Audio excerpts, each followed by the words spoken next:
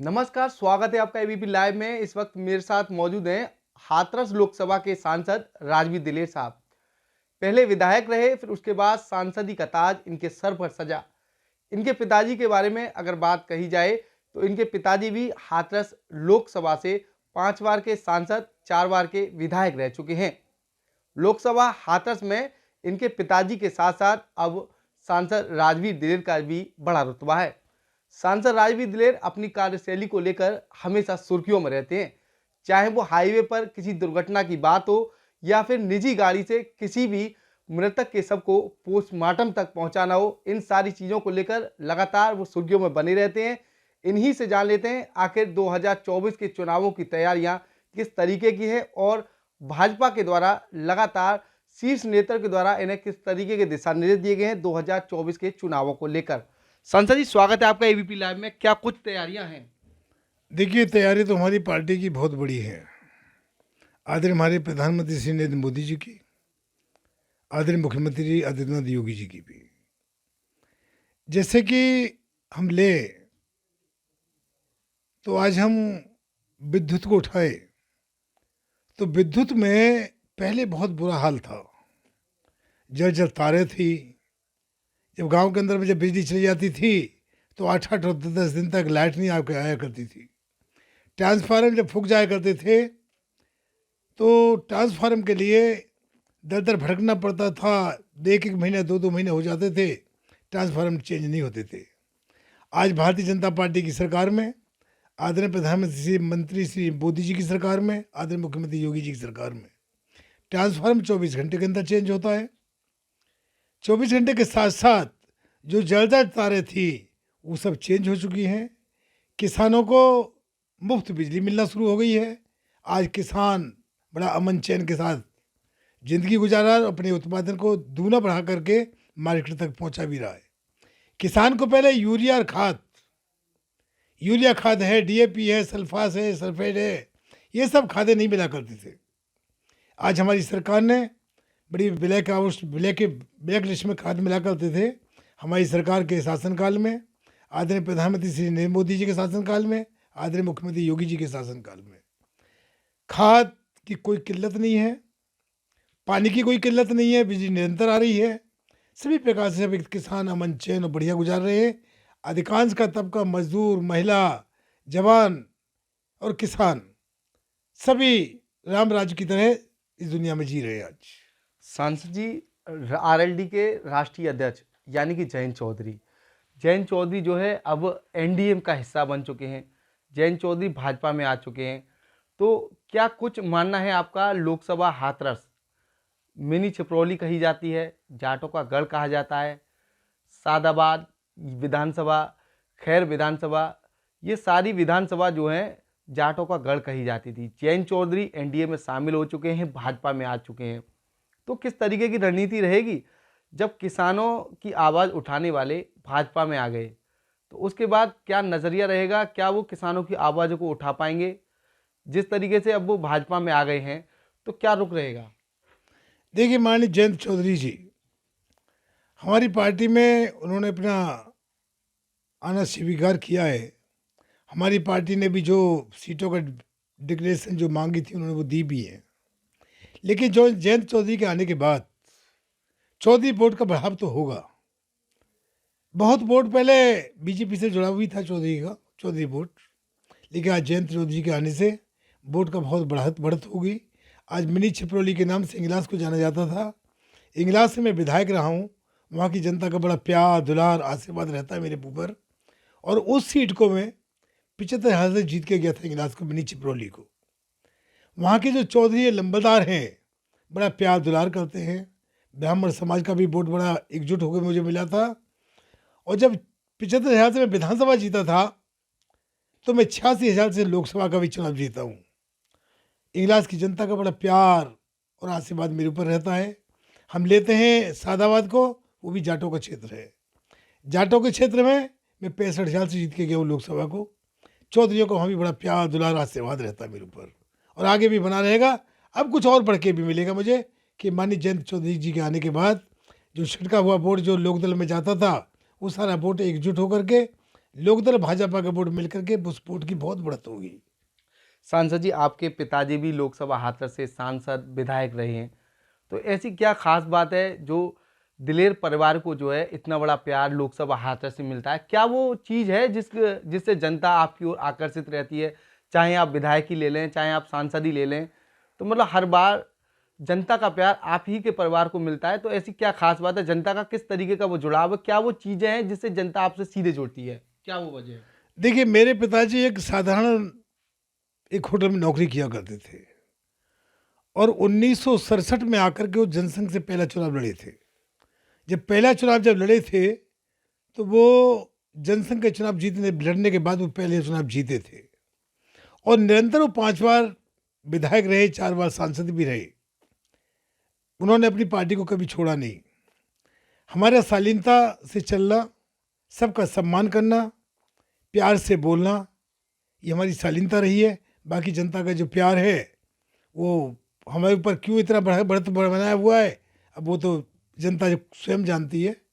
हमारे व्यवहार में कुशलता, क्षेम सब कुछ बना हुआ रहता है। हम किसी का अनादर करना पसंद नहीं करते, सबका आदर करना पसंद करते हैं। ये हमारी पार्टी की देन भी है। उन सम्मान को सम्मान सीखना, शालीनता के साथ रहना और उसी सीख से उसमें बराबर में रहना चलना, ये हमारी पार्टी की कार्यकारिणी है, कार्यकारिणी की देन है। सब हमारी पार्टी सब कुछ हमें सिखाती भी है सब चीज़ों के लिए। सांसद जी, एक फोटो वायरल हुआ था आपका, एक शव को गाड़ी में रखने के बाद पोस्टमार्टम भिजवाया, हाईवे पर एक दुर्घटना हुई, इसमें एक व्यक्ति घायल हो गया, उस घायल को आपने अपनी निजी गाड़ी से चिकित्सा के लिए भिजवाया, मौके पर खुद भी डॉक्टरों से इलाज उस पीड़ित का करवाया। तो ये सारी चीज़ें जो है, क्या कहेंगे इस चीज़ को के बारे में? ऐसी घटनाएं तो आम हो जाती हैं कभी कभी, और जब मैं रास्ते में निकल रहा हूँ, मेरे सामने कोई ऐसी घटना हो तो तुरंत गाड़ी रोकता हूँ। मैं सीएमओ से बात करता हूँ, पुलिस को भी बात करता हूँ। अगर उन्हें आने में विलम्ब होता है तो मैं उसमें फिर विलम्ब में ये नहीं देखता कि पुलिस आएगी और पुलिस डॉक्टर आएंगे। मैं अपनी गाड़ी में रख करके उसको सीधा हॉस्पिटल पहुँचाता हूँ और मृतक हो जाता तो मोर्चरी तक जाके पोस्टमार्टम भी कराता हूँ। ये मेरी अपनी कार्यशैली रही है कि हमें उस मानवता और इंसानियत के नाते हमें मदद करनी चाहिए। और उस टाइम ऐसा पीक टाइम होता है, कुछ एक्सीडेंटल व्यक्ति को ज़्यादा से ज़्यादा और जल्दी से जल्दी से मेडिसिन मिलना अति आवश्यक है। ये सब कामों में पीछे नहीं रहते कहीं पे भी। अभियान चल रहा है भाजपा का, गांव-गांव अभियान, घर जा रहे हैं लोगों के, ग्रामीणों से बात कर रहे हैं, किसानों से बात की जा रही है, लगातार संपर्क किया जा रहा है किसानों से। तो क्या योजना है सरकार की? किसानों से बातचीत चल रही है, किसानों का प्रवास घर में होना आप जैसों के द्वारा किया जा रहा है, नेता लोग घर जा रहे हैं, तो क्या मोटिव है किसानों से सीधे जुड़ने का ये? देखिए, विकसित भारत संकल्प यात्रा के अधीन हम गांव-गांव तक पहुंचे भी हैं। हमने सारी योजनाएं उन्हें समझाई भी हैं। और आज का युग का जो व्यक्ति है, बहुत पढ़ा लिखा व्यक्ति है, सब जानता है कि पिछली सरकारें में लूट-पाट और गुंडाराज था। भारतीय जनता पार्टी में रामराज है और रामराज के साथ साथ हमारी पार्टी ने हम ये गैस को ले, पहले हमारी माँ, बहन, बेटियाँ रोटी जब बनाती तो धुएं से आंखें खराब होती थी। आदरणीय प्रधानमंत्री श्री नरेंद्र मोदी जी की देन है। उनका सपना था कि घर घर तक सिलेंडर कैसे पहुँचे, उस रसोई में माँ बहनों को उस बीमारी से कैसे राहत मिले, वहाँ तक गैस का सिलेंडर भी हमने पहुँचाया है। आज हम लेके जाते, हमने ये सब चीज़ें बताई भी है। हम आयुष्मान भारत कार्ड ले, हम पहले गरीब व्यक्ति इलाज नहीं करा पाता था, माँ बहन बेटियों को जेवर रखता था, मकान को गिरवे रखता था, इलाज नहीं करा पाता था। 5 लाख का बीमा आदरणीय प्रधानमंत्री श्री नरेंद्र मोदी जी ने दिया है। घर घर तक भी आयुष्मान कार्ड के द्वारा 5 लाख का बीमा का घर तक पहुंच रहा है।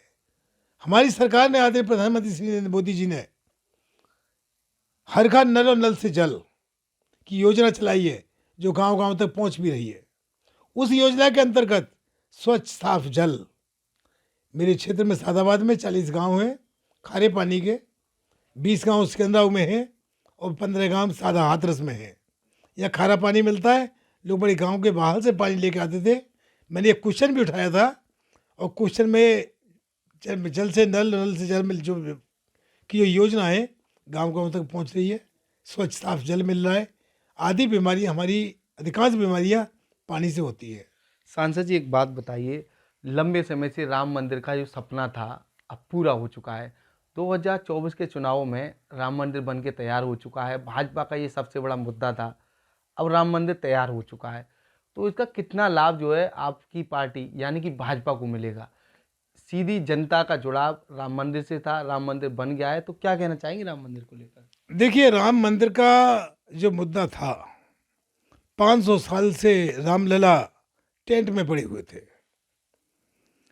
और हमारे प्रधानमंत्री आदरणीय मोदी जी ने और आदरणीय मुख्यमंत्री योगी जी ने ये सपने को साकार किया है।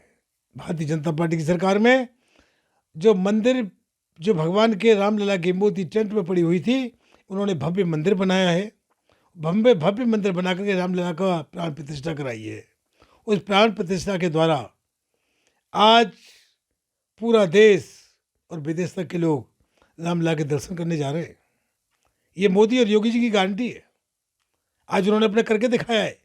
आज रामलला का अयोध्या में मंदिर का निर्माण हुआ है, अभी वाराणसी में भी चल रहा है और उसके बाद हम मथुरा में भी आएंगे। ये हमारे आदरणीय मुख्यमंत्री योगी जी की देन है, आदरणीय श्री प्रधानमंत्री मोदी जी की देन है। ये मोदी जी की गारंटी के काम है जितने भर भी है। सांसद जी, अगर लोकसभा हाथरस की कही जाए, लोकसभा हाथरस से ट्रेन को लेकर जो अलीगढ़ से जुड़ाव होने की बात चल रही है, तो किस तरीके का वो मामला है? आप रेल मंत्रालय में सदस्य भी हैं। अलीगढ़ से हाथरस अगर रेल का जुड़ाव होता है तो कहीं ना कहीं लाखों लोगों को इसका सीधा लाभ मिलेगा, उसको लेकर क्या कहेंगे? देखिए, एक बरेली से एक मेणु के स्टेशन से होती हुई ट्रेन जाती है और वो करीब 20 किलोमीटर का एरिया बच जाता है। मैंने इसका क्वेश्चन वहाँ रखा हुआ है। जल्दी उस लाइन, जो बरेली वाली लाइन जो आ रही है, मेणु होते हुए सीधी हाथरस जंक्शन पर आके जुड़ेगी, जिससे कि सीधा जुड़ाव दिल्ली, हावड़ा, कलकत्ता तक होगा। कुछ ट्रेनें हमारी कोरोना काल में रुक गई थी। मैंने तीनों चारों ट्रेनों को, उनको भी जो रुकवाया है वहाँ पे हाथरस जंक्शन पे। हाथरस जंक्शन में हाथरस सिटी से भी गाड़ी अच्छी चल रही है। कहीं किसी प्रकार की जनता त्रस्त नहीं है, बहुत अच्छा लाभ उठा रही है और जनता को पूरा फ़ायदा मिल रहा है। जो पहले हवाई जहाज़ में सफ़र करने चप्पल पहन के गाड़ियों में चलते थे ट्रेन में, आज वो हवाई जहाज़ में सफ़र कर रहे हैं। ये प्रधानमंत्री श्री नरेंद्र मोदी जी की देन है। सांसद जी, अब क्या कहेंगे, क्या मुद्दा रहेगा? भाजपा का चुनाव नज़दीक है, जयंत की पार्टी का भी समर्थन मिल चुका है, तो अब क्या मुद्दे वो रहेंगे जो भाजपा के, जो आम जनता को बड़ा लाभ देंगे? देखिए, हमारी सरकार के मुद्दे, विकास के नाम पर हम चुनाव लड़ते हैं और विकास के चुनाव से जनता सब कुछ जान चुकी है कि भारतीय जनता पार्टी झूठे प्रलोभन के और वायदे नहीं करती है। जो कहती है वो करती है। ये मोदी जी की गारंटी के काम है, जो एक बार कह दिया और सारे काम पूरे करते हैं। अभी हमें 24 के बाद 24 आने दीजिए, 24 में हमारी सरकार बनती है तो हम बड़े बड़े काम करके बताएंगे। और आदरणीय हमारे प्रधानमंत्री जी ने बोला भी है कि जो काम बड़े बड़े जो बच्चे पड़े हैं वो आदरणीय 24 के बाद होंगे हमारे यहाँ। और सिर्फ जो राज्य में हमारे में इसका हिंदुस्तान 14वें नंबर पर था अर्थव्यवस्था में, आज वो 5वें नंबर पर ले आए हैं। विकसित भारत के द्वारा सबके सब बढ़िया अच्छा होगा जो भी होगा आने वाले समय में। सड़क वगैरह की अगर बात की जाए तो विधानसभा इजलास में कुछ ऐसी सड़कें थी जहां बहू बेटियों की जब भी बारात आती थी तो वो गांव तक के अंदर तक नहीं पहुंच पाती थी, लेकिन कुछ सड़कें ऐसी हैं जिनके बनने के बाद कोई आपका स्वागत वगैरह भी हुआ, तो वो किस योजना के तहत सड़क बनाई गई और क्या गांव का उद्देश्य रहा उस सड़क को बनवाने में? देखिए, कई गांव ऐसे थे जिन गांवों में गाड़ी की तो बात छोड़िए, बारात तक नहीं निकल पाती थी। मैंने वहाँ ऐसे ऐसे रोड निकलवाए जहाँ बस भी जाती है और बड़ी धूमधाम के साथ बारातें भी चढ़ के जाती है। हमारी सरकार ने वो हाईवे कभी किसी सरकार में नहीं बन पाए, जो ऐसे हाईवे है कि जहाँ 4 घंटे और 6 घंटे में लोगों को पहुँचते थे, आज 2 घंटे में सफ़र करके वहाँ मुकाम तक पहुँचते हैं।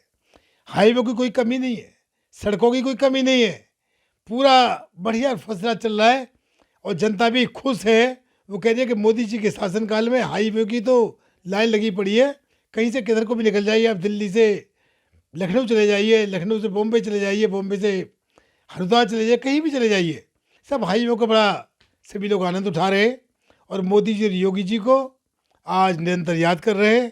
कहते हैं कि आज ये सरकार भाजपा शासनकाल में राम राज्य लेके आई है अच्छी सरकार है, हम इससे हटके नहीं जाएंगे।